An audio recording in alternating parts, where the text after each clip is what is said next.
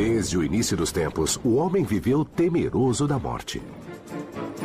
Os antigos encobriam seu mistério em rituais intrincados e poderosos. O que levou os sacerdotes do Antigo Egito a venderem répteis mumificados. Como um antigo superpolicial chinês inventou técnicas que permitiam que os mortos falassem do túmulo. Um imperador chinês usou tecnologia de ponta para garantir sua vida eterna num paraíso da Terra junto com um exército, um sistema de rios e armas automatizadas contra futuros invasores? E o que aconteceu de verdade ao corpo físico de Jesus Cristo durante a crucificação? O mistério dos rituais de morte são nossos inventos da antiguidade. Inventos da Antiguidade.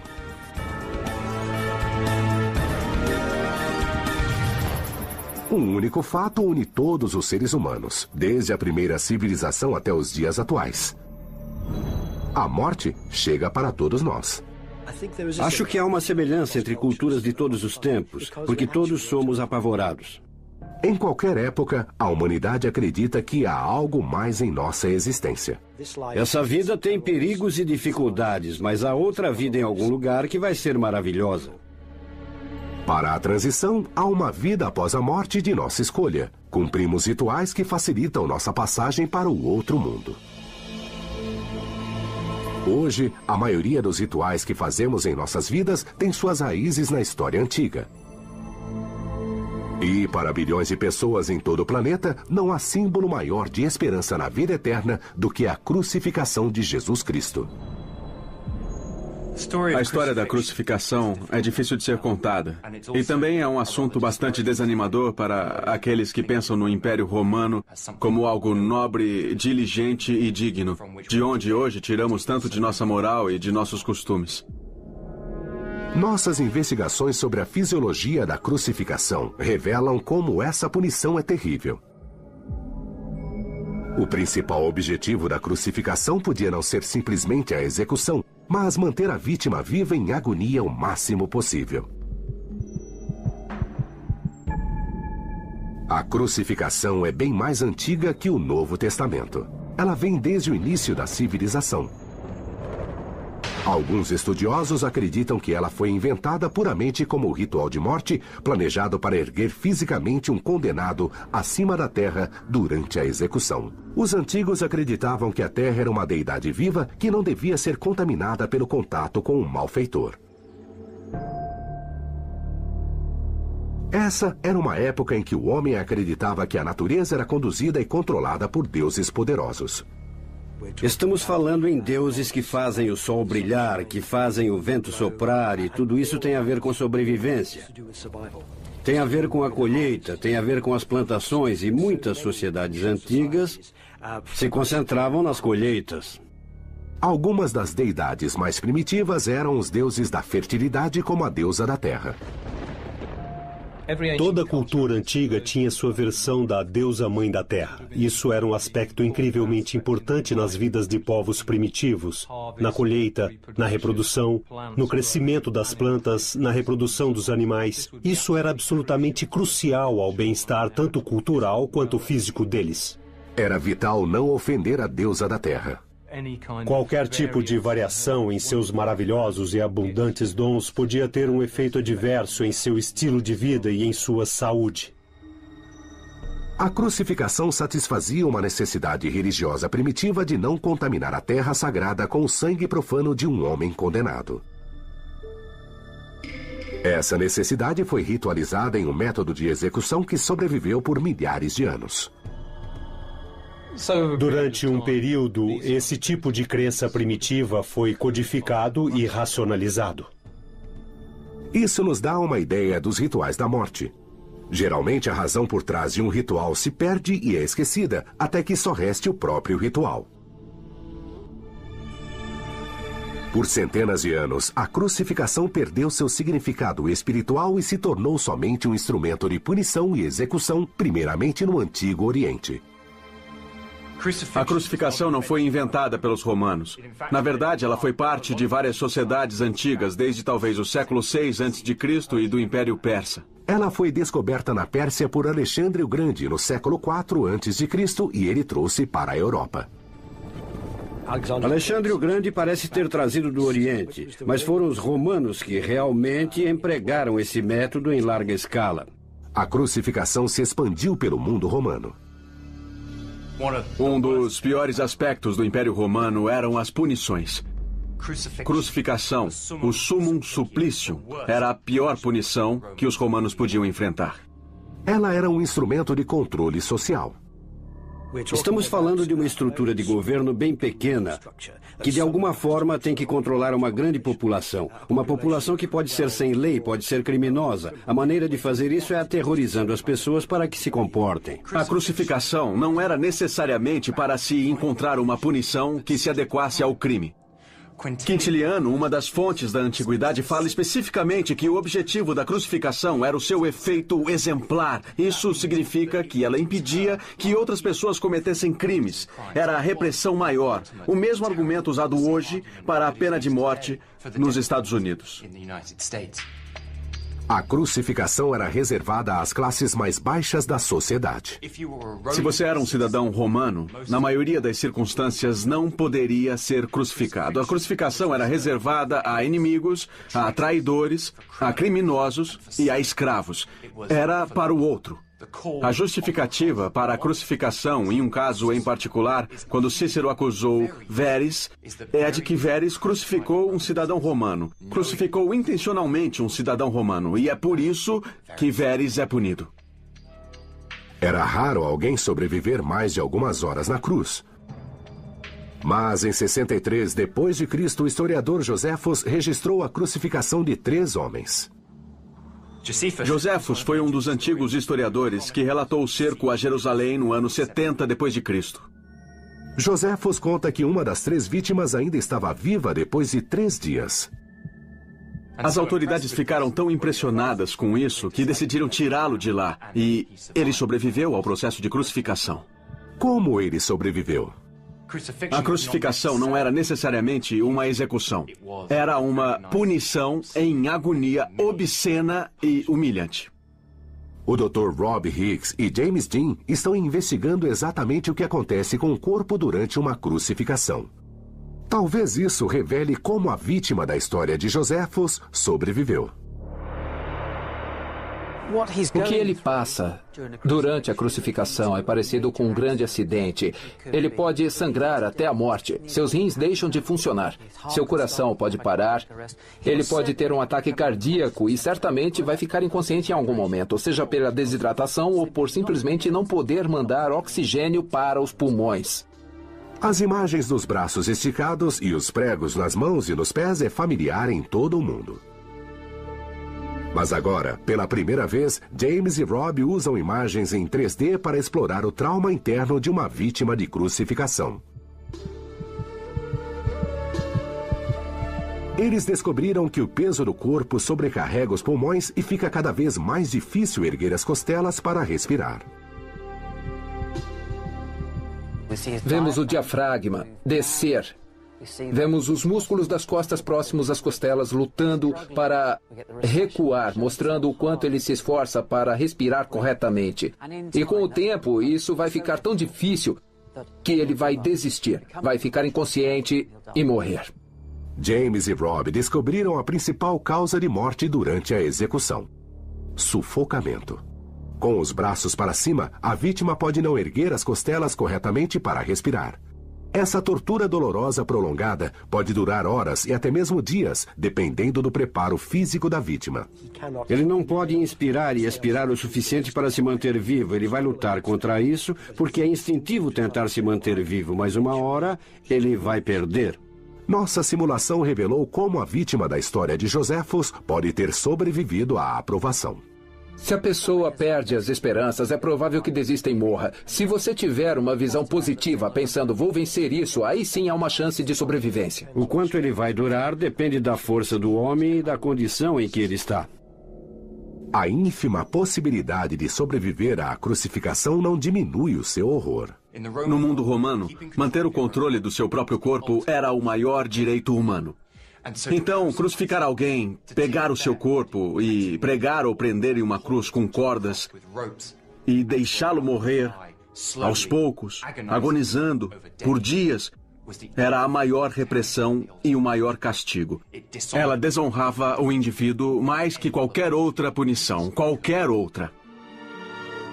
Um ritual de morte pagão e primitivo planejado para não ofender os deuses da natureza foi reinventado pelos romanos como método de tortura. Com o sofrimento de Cristo, a cruz renasceu e se tornou elemento de um novo ritual de morte para os cristãos de hoje em dia.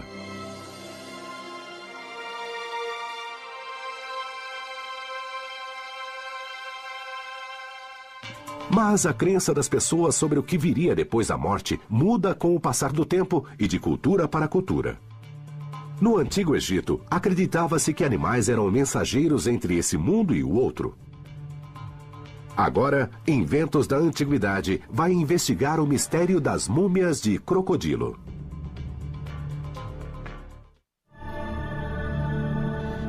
O Antigo Egito era uma civilização obcecada pelos rituais de morte. Algumas das construções mais incríveis já criadas foram feitas pelos egípcios e quase todas elas se preocupavam com a morte e com o que viria depois dela. As pirâmides, as grandes tumbas, os templos e as múmias. Mas não só pessoas eram mumificadas. Os antigos egípcios também mumificavam animais. Para descobrir o porquê, a egiptóloga e especialista em múmias Salima Ikram viajou para o templo de Kom-Ombo, nas margens do grande rio Nilo. Provavelmente sempre houve um templo em Kom-Ombo, porque geralmente em todos os locais onde há templos, ele foi construído lá porque aquele lugar já era sagrado há centenas e centenas de anos. O templo é dedicado ao deus crocodilo Sobek. Os antigos egípcios escolhem muitos de seus deuses baseados no mundo natural. E os crocodilos são bichos grandes e aterrorizantes, então eles queriam louvá-los. Também, é claro, tudo que vem do Nilo ou da água tem uma imagem sagrada para os antigos egípcios, porque um de seus mitos da criação diz que o mundo surgiu a partir da água. Sobek estava entre as deidades mais importantes do Egito. Ele surgiu por volta de 2000 a.C., quando vários lagos eram usados e havia crocodilos lá. Então, todos os deuses associados à água, aos poderes da fertilidade e da virilidade, como Sobek, se tornaram muito importantes. E foi aí que Sobek começou a ter grandes templos dedicados a ele. Crocodilos podiam viajar livremente pelo templo em homenagem ao deus. Não só havia imagens tradicionais do deus nos locais sagrados, mas também havia crocodilos vivos, que eram a personificação de Sobek. Então, as pessoas vinham de quilômetros de distância para visitar o deus, fazer oferendas ao deus e também para estar diante da própria deidade. O crocodilo era reverenciado até mesmo depois da morte.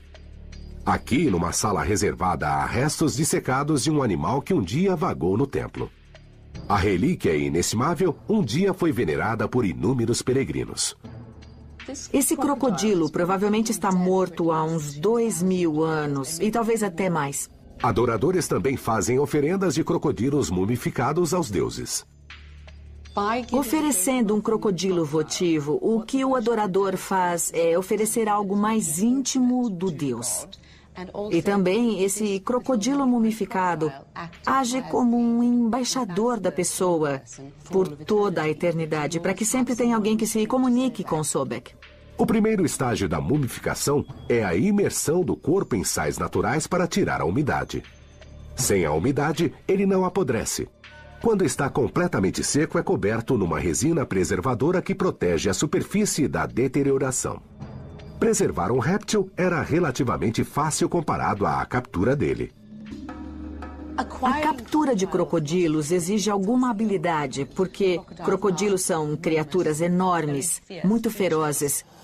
E você não quer estar diante de um deles se não souber muito bem o que está fazendo. Então, acho que capturar crocodilos era uma grande aventura de fé. Mas até a obtenção de um crocodilo era um problema. Não havia muitos por perto. Um dos problemas em se ter tantos peregrinos querendo dar múmias votivas como oferendas é que, às vezes, a demanda excedia a oferta. Os sacerdotes do templo Komombo foram forçados a improvisar. Algumas das múmias de crocodilos não contêm o que deviam conter. Elas podem conter fragmentos dele ou podem conter um pedaço de madeira ou uma pedra ou até um fragmento de um corpo humano, mas enrolados para parecer uma criatura que pudesse ser oferecida. Ninguém sabia o que havia dentro. Olha só, em geral, quanto melhor enrolada, mais bonito o exterior de uma múmia. Mais provável é que ela fosse falsificada por dentro, porque é como se o sacerdote pensasse: nos sentimos muito culpados, então ela tem que ficar perfeita, porque dentro é imperfeita. O exterior deve ser uma manifestação do que ela devia ser. Ainda assim, há uma ambiguidade no engano. Os sacerdotes certamente podiam ter as duas ideias em mente ao mesmo tempo e não se sentirem muito mentirosos. Mas eu acho que se os peregrinos soubessem que não havia crocodilos dentro de suas múmias de crocodilo, eles ficariam muito irritados. 100 anos atrás, o explorador americano Harry Wellcome descobriu um exemplar perfeitamente preservado de um crocodilo mumificado que ele acreditava ser falso.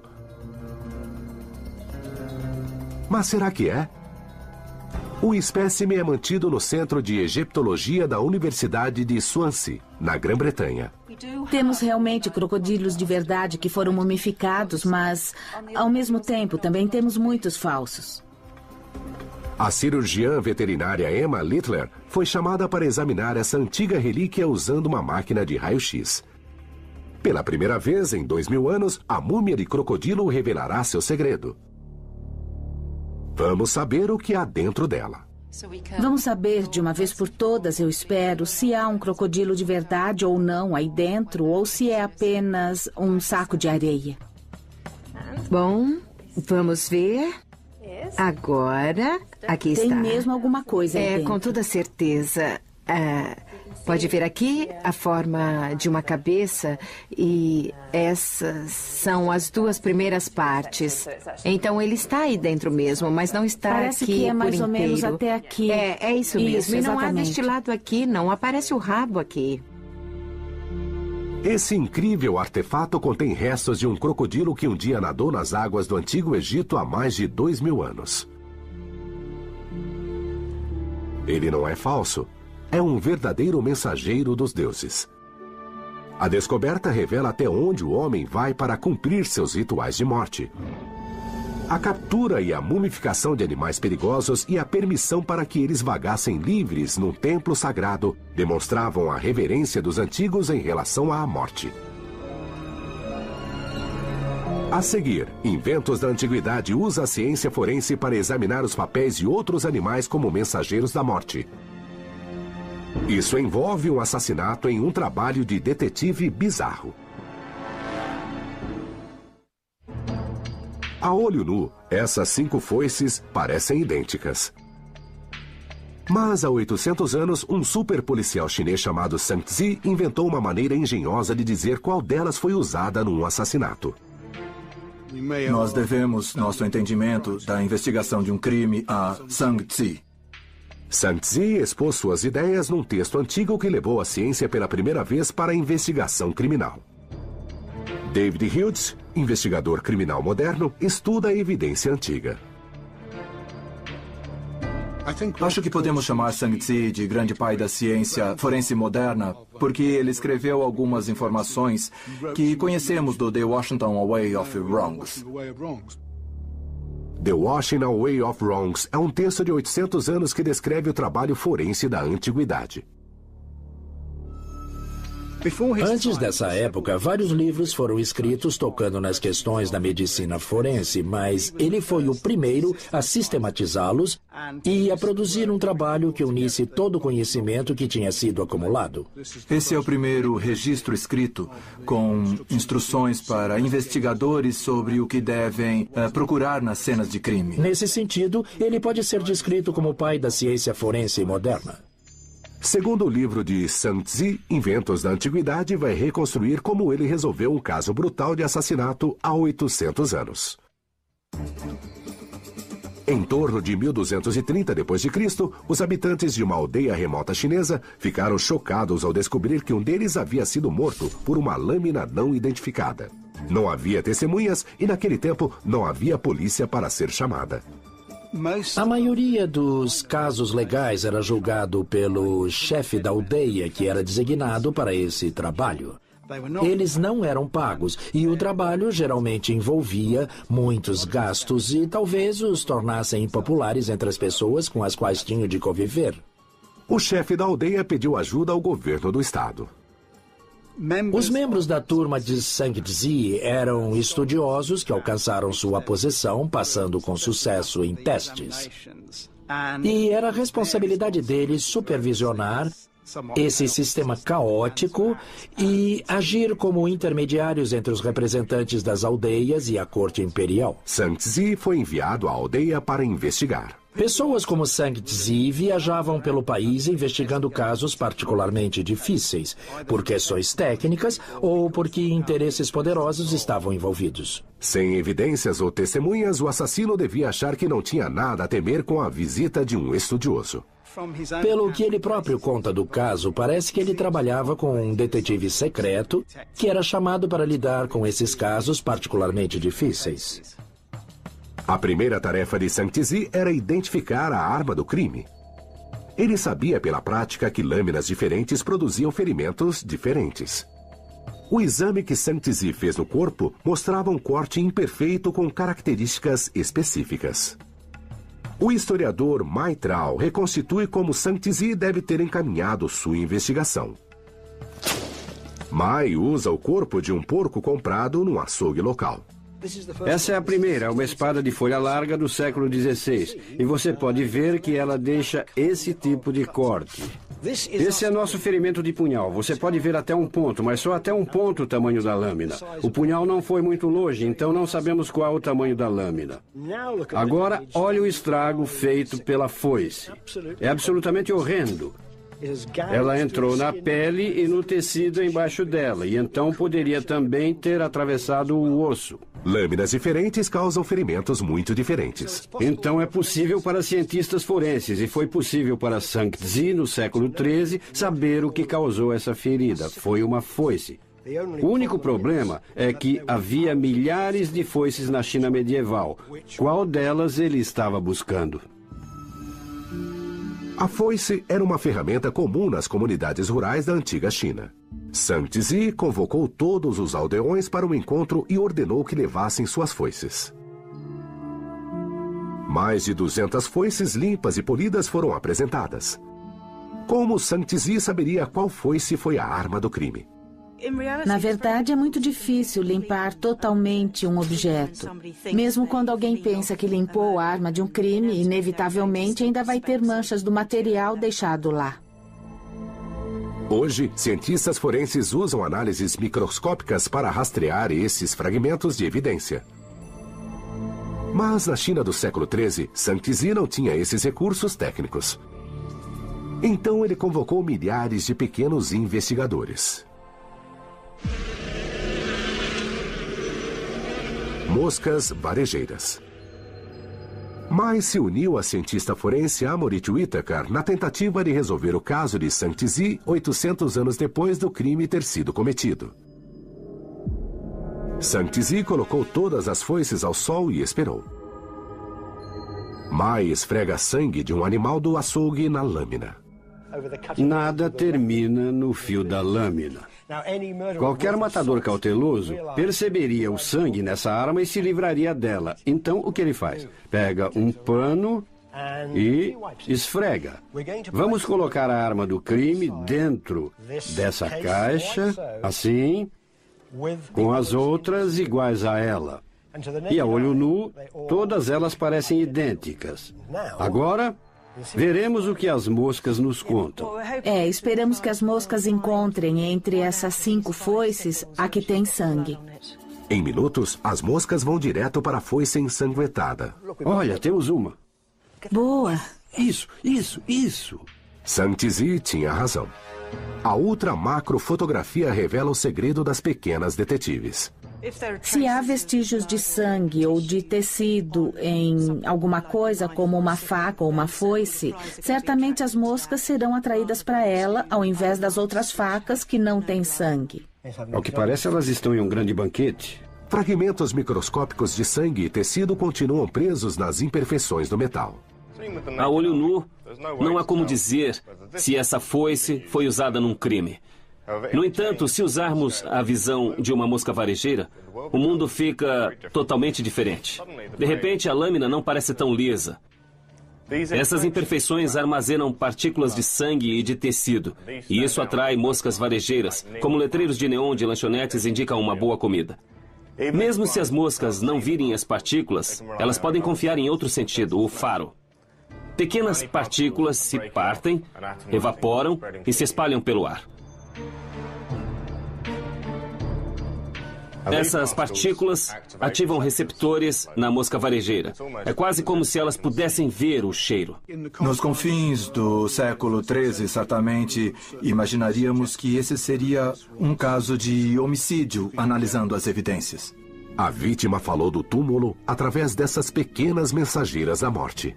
A investigação forense deu mais um passo para a era moderna. O estudo de insetos continua sendo uma parte importante da moderna investigação de cenas de crimes. Ela é conhecida como entomologia forense. Acho que qualquer um que trabalhe na área da entomologia forense e que seja interessado sabe desse caso. Ele é citado em vários documentos e em toda entrevista dada sobre entomologia forense. Então é muito importante. Até onde eu sei, é o primeiro caso devidamente documentado em que a entomologia forense foi usada para resolver um crime. Nós devemos nosso entendimento da investigação de um crime a Zhang Zi. Os rituais e práticas em torno da morte se desenvolveram em resposta à necessidade humana. Nos casos de homicídio de Zhang Zi, ele precisava receber informações vindas do morto. Também havia a salvação espiritual cristã através da cruz e as oferendas animais especiais enviadas diretamente a deuses. Mas no século III a.C., a China deu um passo adiante usando a tecnologia para criar a vida depois da morte aqui na Terra.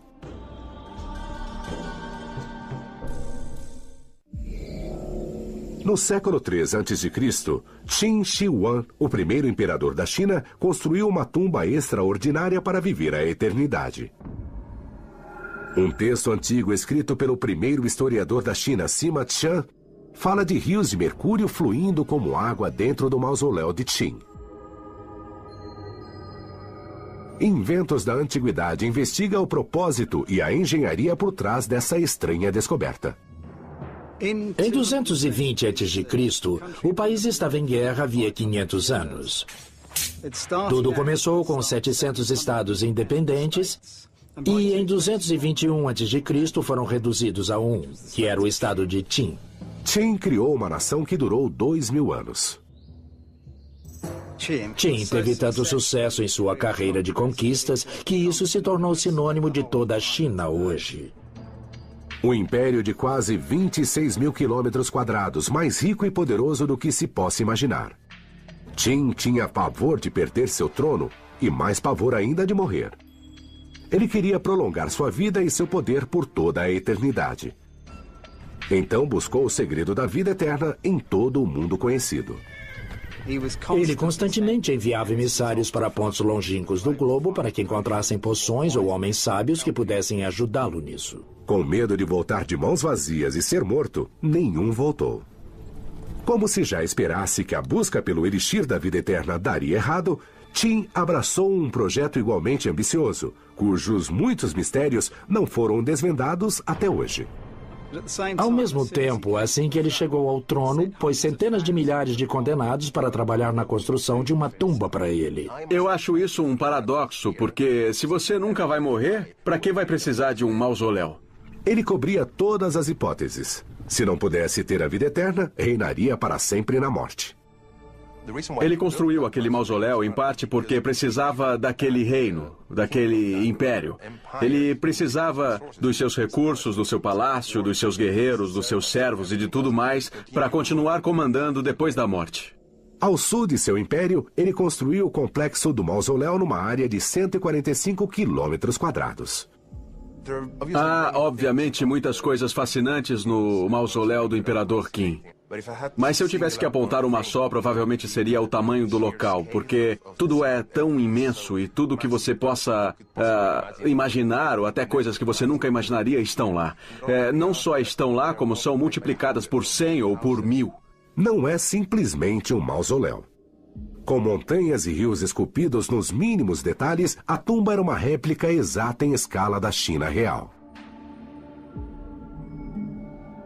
A ideia, obviamente, era representar no microcosmo toda a esfera que ele governava.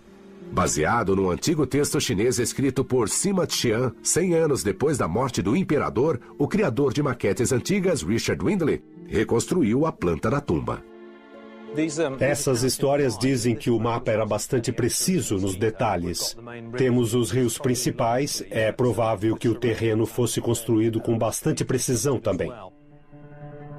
Para os rios, Qin não usou água. Ao invés disso, ele encheu canais de mercúrio. O mercúrio é um metal diferente de qualquer outro. Ele é líquido dependendo da temperatura. Essa propriedade única fascinava os antigos chineses e dava significado místico a ele. Eu acho que essa ideia do mercúrio como substância enigmática que desafia a natureza pode explicar o porquê as pessoas achavam que ele também pudesse prolongar suas vidas. Para criar rios inteiros feitos de milhares de toneladas de mercúrio não era a parte mais incrível.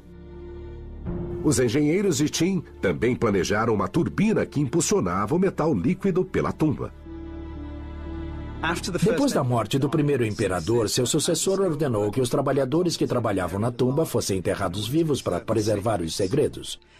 Provavelmente por esse motivo, não sabíamos que o mercúrio era bombeado em toda a área. Sima Qian simplesmente diz que era um mecanismo e ele, obviamente, não sabia os detalhes.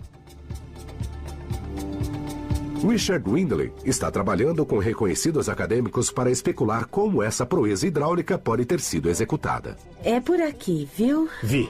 Janice Lee é a curadora sênior do local e uma das maiores autoridades mundiais nele. Você acha que temos uma boa representação aqui? Acho.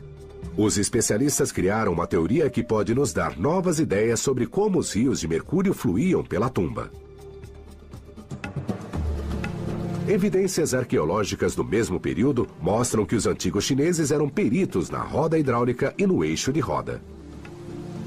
Sabemos que havia fontes subterrâneas na área. Seria bastante fácil, com a tecnologia da época, utilizá-las para algum tipo de moinho que levasse o mercúrio pela tumba.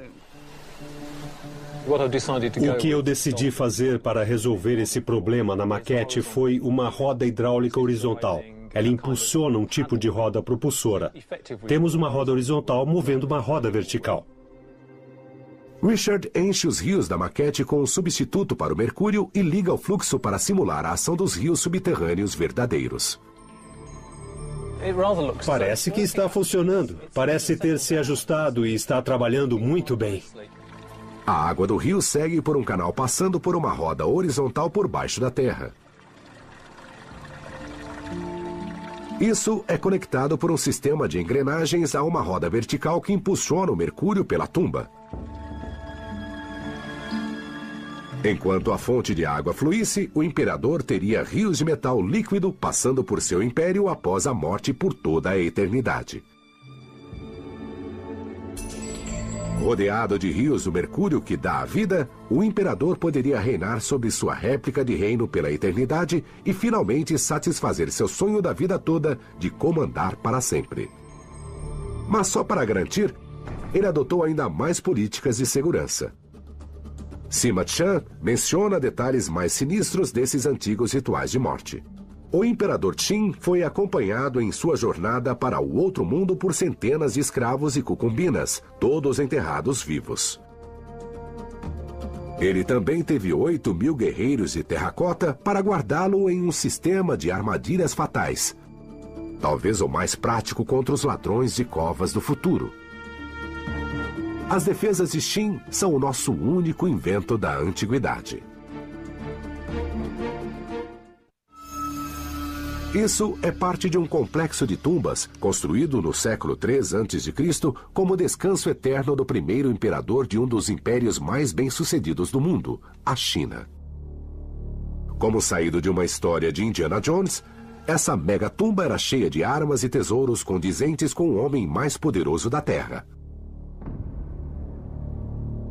Com tanta coisa de valor na tumba, o imperador precisava saber que seu descanso eterno estaria seguro de ladrões ou alguém que quisesse profanar o local. Para garantir a segurança dele e de seus pertences, ele ordenou que seus engenheiros produzissem soluções que pareciam saídas de um filme. Armadilhas defensivas.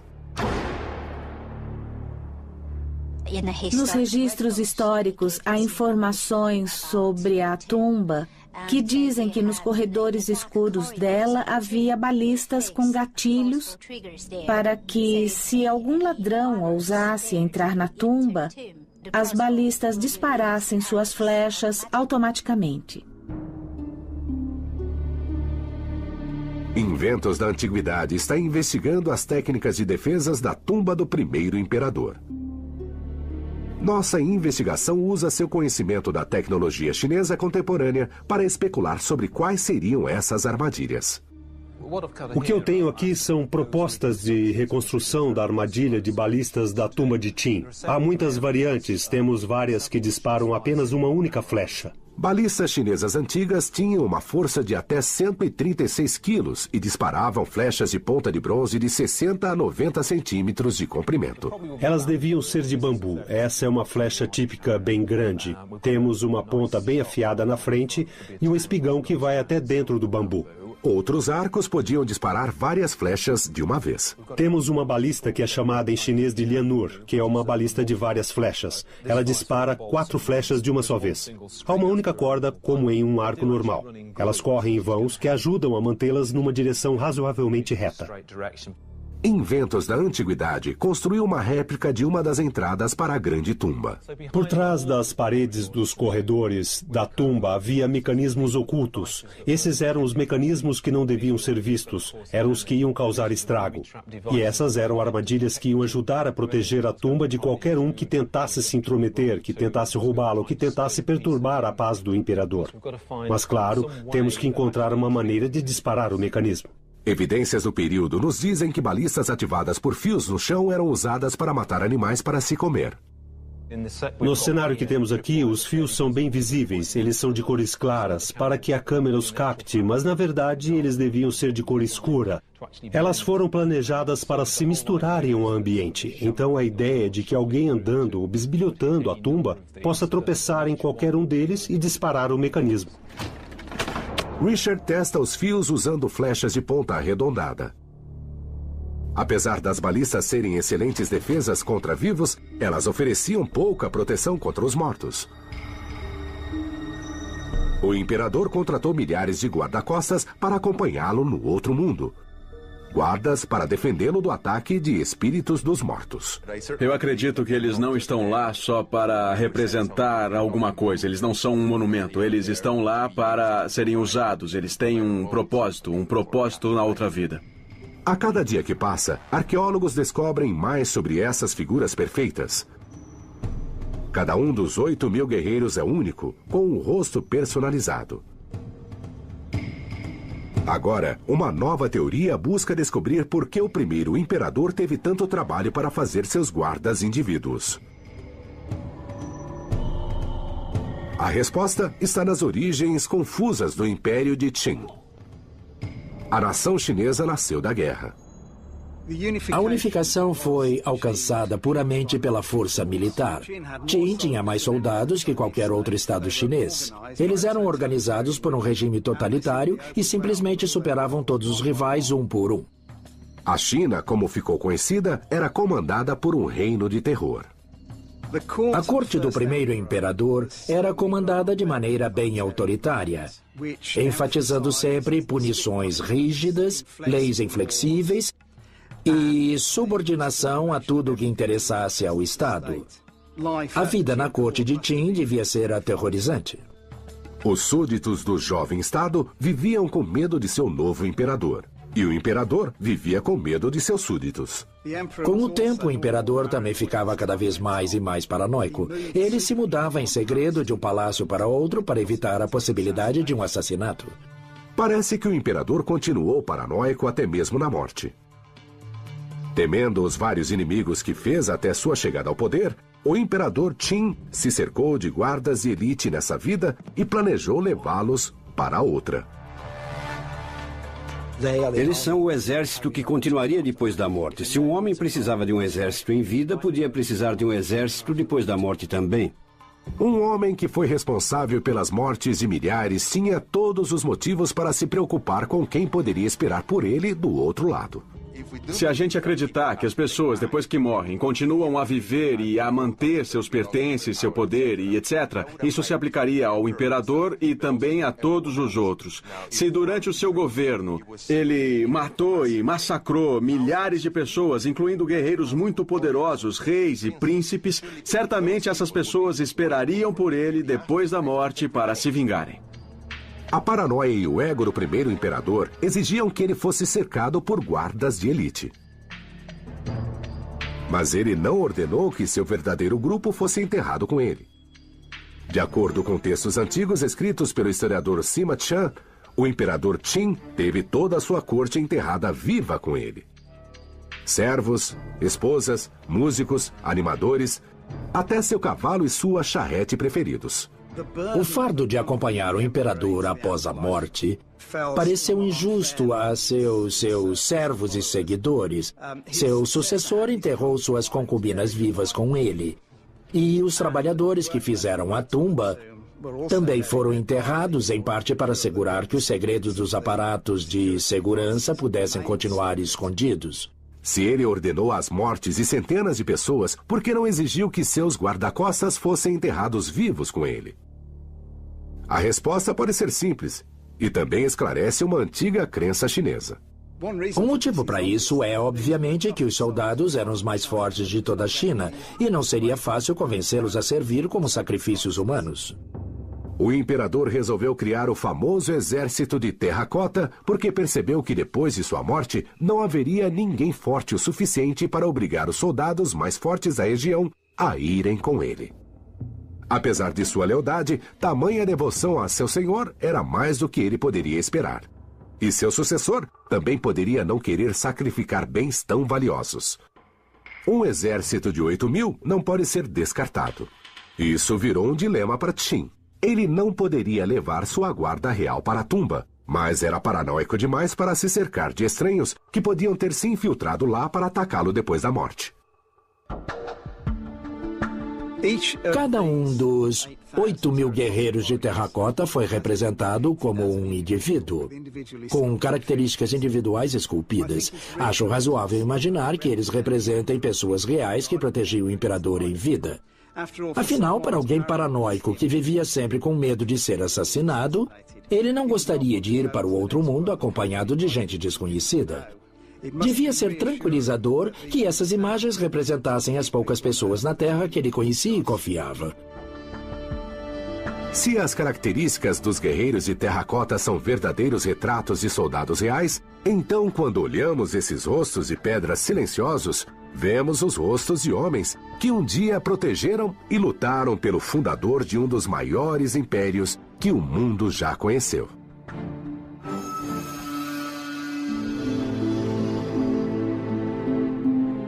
Os rituais de morte em torno da tumba de Qin nos permitem entrar na mente de um imperador e de um povo que viveram há mais de 2.000 anos. Do mesmo modo que os rituais de morte dos antigos egípcios revelam como eles pensavam, no que acreditavam e o que queriam da vida. Isso é uma amostra do que eles queriam depois de mortos, mas como resultado acabamos sabendo do que eles queriam em vida. E isso porque rituais de morte podem ser sobre morte, mas são praticados, acalentados e adorados não pelos mortos, mas pelos vivos. Algumas práticas do mundo antigo em torno da morte ainda são empregadas da mesma forma hoje. Outras mudaram seu significado e simbolismo durante os anos, mas ganharam significados novos para milhões no mundo moderno. Os rituais de morte revelam segredos não só sobre nossos desejos para depois da morte, mas sobre o que mais desejamos em vida.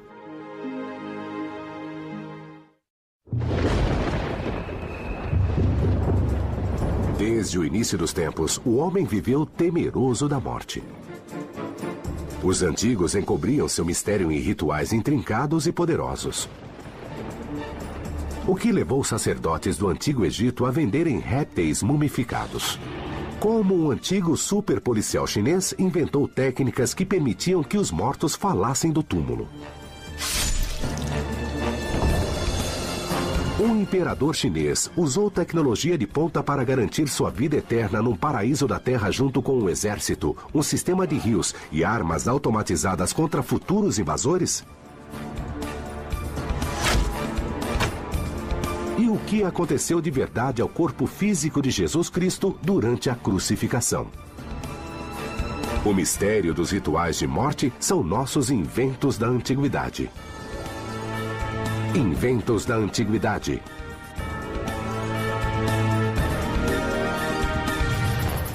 Um único fato une todos os seres humanos, desde a primeira civilização até os dias atuais. A morte chega para todos nós. Acho que há uma semelhança entre culturas de todos os tempos, porque todos somos apavorados. Em qualquer época, a humanidade acredita que há algo mais em nossa existência. Essa vida tem perigos e dificuldades, mas há outra vida em algum lugar que vai ser maravilhosa. Para a transição, há uma vida após a morte de nossa escolha. Cumprimos rituais que facilitam nossa passagem para o outro mundo. Hoje, a maioria dos rituais que fazemos em nossas vidas tem suas raízes na história. Um dos piores aspectos do Império Romano eram as punições. Crucificação, o summum supplicium, era a pior punição que os romanos podiam enfrentar. Ela era um instrumento de controle social. Estamos falando de uma estrutura de governo bem pequena, que de alguma forma tem que controlar uma grande população. Uma população que pode ser sem lei, pode ser criminosa. A maneira de fazer isso é aterrorizando as pessoas para que se comportem. A crucificação não era necessariamente para se encontrar uma punição que se adequasse ao crime. Quintiliano, uma das fontes da antiguidade, fala especificamente que o objetivo da crucificação era o seu efeito exemplar. Isso significa que ela impedia que outras pessoas cometessem crimes. Era a repressão maior, o mesmo argumento usado hoje para a pena de morte nos Estados Unidos. A crucificação era reservada às classes mais baixas da sociedade. Se você era um cidadão romano, na maioria das circunstâncias não poderia ser crucificado. A crucificação era reservada a inimigos, a traidores, a criminosos e a escravos. Era para o outro. A justificativa para a crucificação, em um caso em particular, quando Cícero acusou Verres, é a de que Verres crucificou um cidadão romano. Crucificou intencionalmente um cidadão romano, e é por isso que Verres é punido. Era raro alguém sobreviver mais de algumas horas na cruz. Mas em 63 depois de Cristo, o historiador Joséfos registrou a crucificação de 3 homens. Joséfos foi um dos antigos historiadores que relatou o cerco a Jerusalém no ano 70 depois de Cristo. Joséfos conta que uma das 3 vítimas tinha sua versão da deusa mãe da terra. Isso era um aspecto incrivelmente importante nas vidas de povos primitivos, na colheita, na reprodução, no crescimento das plantas, na reprodução dos animais. Isso era absolutamente crucial ao bem-estar tanto cultural quanto físico deles. Era vital não ofender a deusa da terra. Qualquer tipo de variação em seus maravilhosos e abundantes dons podia ter um efeito adverso em seu estilo de vida e em sua saúde. A crucificação satisfazia uma necessidade religiosa primitiva de não contaminar a terra sagrada com o sangue profano de um homem condenado. Essa necessidade foi ritualizada em um método de execução que sobreviveu por milhares de anos. Durante um período, esse tipo de crença primitiva foi codificado e racionalizado. Isso nos dá uma ideia dos rituais da morte. Geralmente, a razão por trás de um ritual se perde e é esquecida, até que só reste o próprio ritual. Por centenas de anos, a crucificação perdeu seu significado espiritual e se tornou somente um instrumento de punição e execução, primeiramente no Antigo Oriente. A crucificação não foi inventada pelos romanos. Na verdade, ela foi parte de várias sociedades antigas, desde talvez o século VI a.C. e do Império Persa. Ela foi descoberta na Pérsia por Alexandre o Grande no século IV a.C. e ele trouxe para a Europa. Alexandre o Grande parece ter trazido do Oriente, mas foram os romanos que realmente empregaram esse método em larga escala. A crucificação se expandiu pelo mundo romano. Mas ainda estava viva depois de 3 dias. As autoridades ficaram tão impressionadas com isso que decidiram tirá-lo de lá. E ele sobreviveu ao processo de crucificação. Como ele sobreviveu? A crucificação não era necessariamente uma execução. Era uma punição em agonia obscena e humilhante. O Dr. Rob Hicks e James Dean estão investigando exatamente o que acontece com o corpo durante uma crucificação. Talvez isso revele como a vítima da história de Joséfos sobreviveu. O que ele passa durante a crucificação é parecido com um grande acidente. Ele pode sangrar até a morte. Seus rins deixam de funcionar. Seu coração pode parar. Ele pode ter um ataque cardíaco e certamente vai ficar inconsciente em algum momento, seja pela desidratação ou por simplesmente não poder mandar oxigênio para os pulmões. As imagens dos braços esticados e os pregos nas mãos e nos pés é familiar em todo o mundo. Mas agora, pela primeira vez, James e Rob usam imagens em 3D para explorar o trauma interno de uma vítima de crucificação. Eles descobriram que o peso do corpo sobrecarrega os pulmões e fica cada vez mais difícil erguer as costelas para respirar. Vemos o diafragma descer. Vemos os músculos das costas próximos às costelas lutando para recuar, mostrando o quanto ele se esforça para respirar corretamente. E com o tempo, isso vai ficar tão difícil que ele vai desistir, vai ficar inconsciente e morrer. E para bilhões de pessoas em todo o planeta, não há símbolo maior de esperança na vida eterna do que a crucificação de Jesus Cristo. A história da crucificação é difícil de ser contada. E também é um assunto bastante desanimador para aqueles que pensam no Império Romano como algo nobre, diligente e digno, de onde hoje tiramos tanto de nossa moral e de nossos costumes.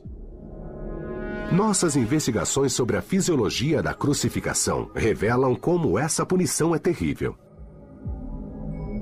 O principal objetivo da crucificação podia não ser simplesmente a execução, mas manter a vítima viva em agonia o máximo possível. A crucificação é bem mais antiga que o Novo Testamento. Ela vem desde o início da civilização. Alguns estudiosos acreditam que ela foi inventada puramente como ritual de morte, planejado para erguer fisicamente um condenado acima da terra durante a execução. Os antigos acreditavam que a terra era uma deidade viva que não devia ser contaminada pelo contato com um malfeitor.